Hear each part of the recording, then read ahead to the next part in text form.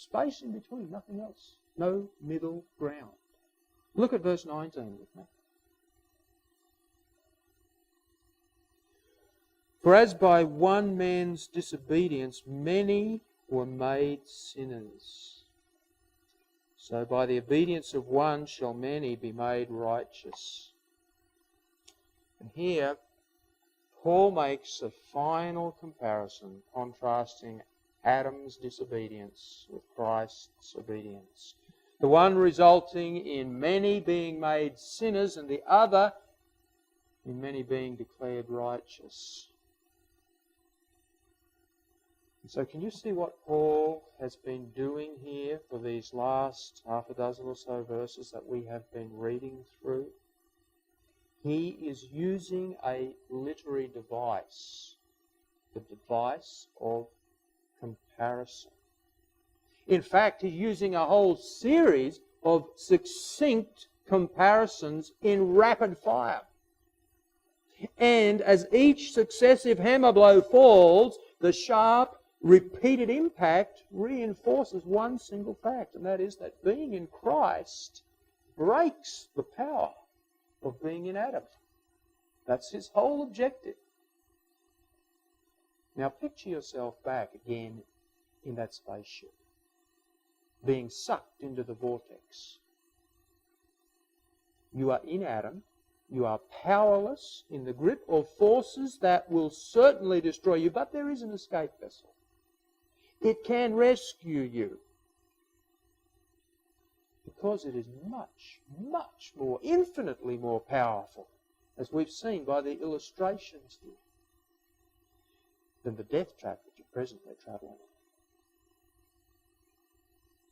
in. It can rescue you. Now, if you're outside of Christ, if you're not a Christian, then this fictitious scenario should really unsettle you, because it is the reality of your experience. I don't know, some of you younger people here, I don't know really where you're at. You may be fine Christian young people. You may be, in fact, in a place where you aren't really quite sure of your eternal destiny, where you need to make sure.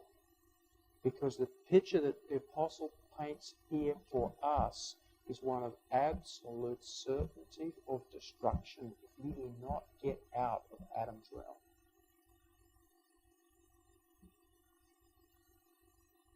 You cannot be delivered from hell any other way.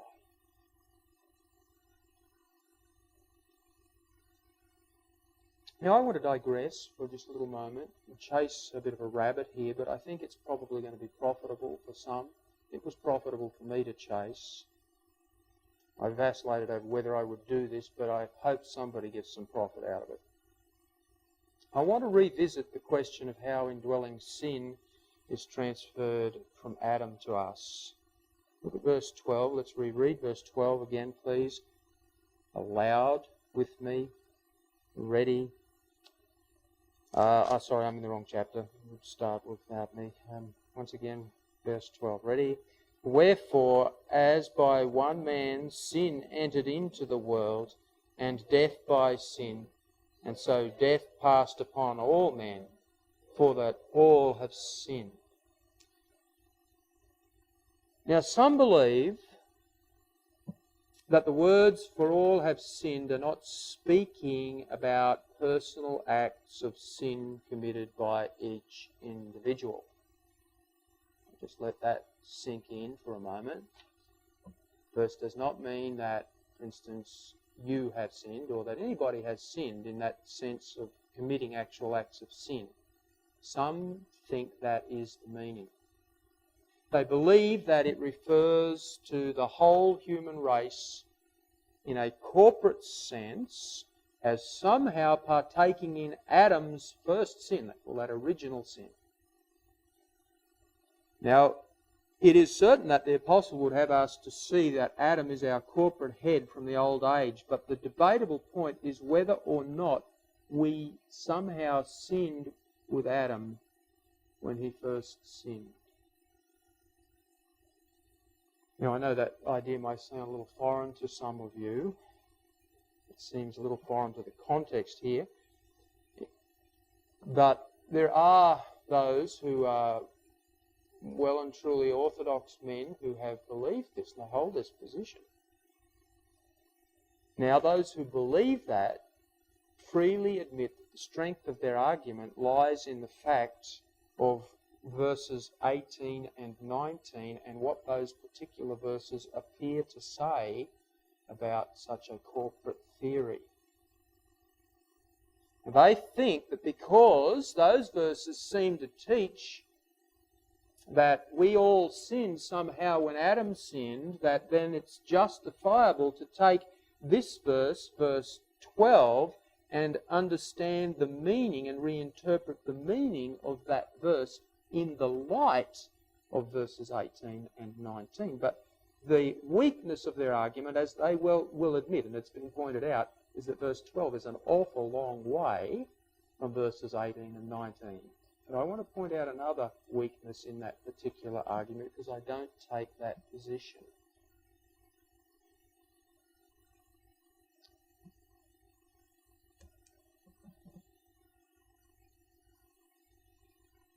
I want us to go and read those verses, verses 18 and verse 19. And as we do, I want us to start to sort of switch in our minds to see if we can understand that perspective and ask ourselves the question, is the Bible here speaking about the whole human race in some kind of corporate sense partaking in Adam's original act of sin? I want you to have a look at that with me, verses 18 and 19. Therefore, as by the offence of one judgment came upon all men, condemnation. Can you see in that statement why they would think that we are in fact responsible? We inherit Adam's guilt as well as his corruption. Continue on. Even so, by the righteousness of one, the free gift came upon all men unto justification of life. Well, that's not speaking about the transfer of sin. That's speaking about what Christ has done for us. But look at verse 19 again. It's another bald statement like that. For as by one man's disobedience many were made sinners.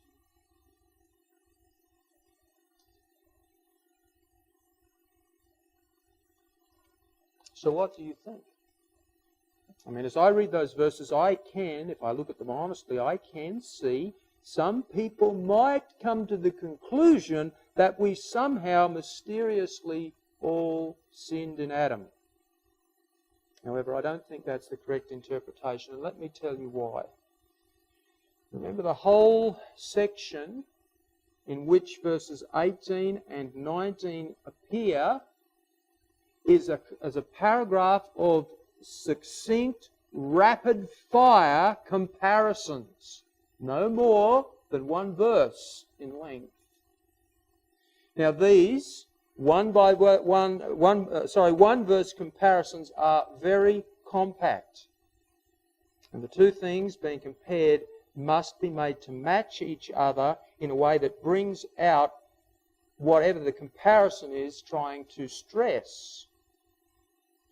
And the comparisons are so brief like these, when they are brief like these, the wordings and the phrases must be very carefully crafted in order to highlight one single thought and to put that right under the spotlight. We saw that Paul was doing that, even differentiating between very subtle things here. And we could think that this whole series of comparisons between Adam's realm and Christ's realm is like a beautiful gemstone reel. And verse by verse, as we go through the process, each succinct comparison is a little different, each facet of the gemstone. Each one is highly polished. It's carefully crafted to reveal one precise facet of theological truth. Now, in order to achieve such a sharp focus on any one of those precise facets, the truth needs to be expressed in its very simplest form. It needs to be absolutely free from all details, things like explanations, the hows, the whys, and the wherefores. A bit like Proverbs. Proverbs are like that. Succinct comparisons are simply not the place for detailed explanations. I want us to reread verse 19, and we'll read it aloud together, please. Ready? For as by one man's disobedience many were made sinners, so that the obedience of one shall many be made righteous.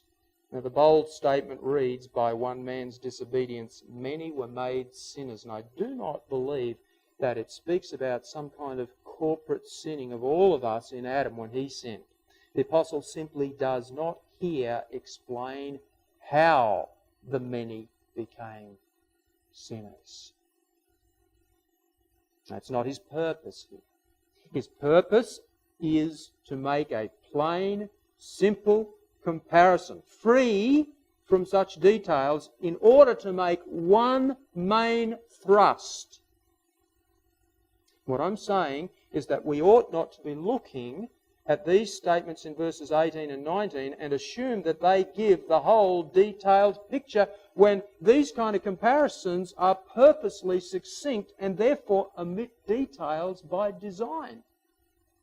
As I said, just like Proverbs. And for that reason, I don't believe that the basing of corporate theories of original sin on these verses is really good hermeneutics. I know a lot of the reformers did, a lot of those men who are a lot more educated than me take that position. But I don't see that here. If anything, really, the more detailed account of this whole matter of how sin pervaded the human race is given back in verse 12. And therefore, the briefer, summarised accounts, if you like, in these succinct comparisons in verses 18 and 19, should be interpreted in the light of what it says there in verse 12. And what does verse 12 say? Verse 12 says, as by one man sin entered into the world, and death by sin, and so death passed upon all men. And then it tells us why and how. For all have sinned. And so it seems to me that is giving us the more detailed explanation of exactly how sin was transferred. That has heavier implications in some other areas of theology. And I thought I would take time to go through that. It might just help some of you. Yet I'd like to make this final comment. Whether you believe, as I do, that indwelling sin is inherited through your parents from Adam, or whether you believe that it's imputed in some way, as we've been trying to argue against, it really doesn't make any difference in the long run. It does not make an iota of difference to the outcome. All in Adam die. Either way you look at that. Now the final two verses that we're going to look at in the message are these verses, the last two verses actually in the chapter. And they stress the point that being in Christ transfers you from the realm of death into the realm of life. Now at this point, some of Paul's readers might still be thinking to themselves, well, is it really that simple, Paul?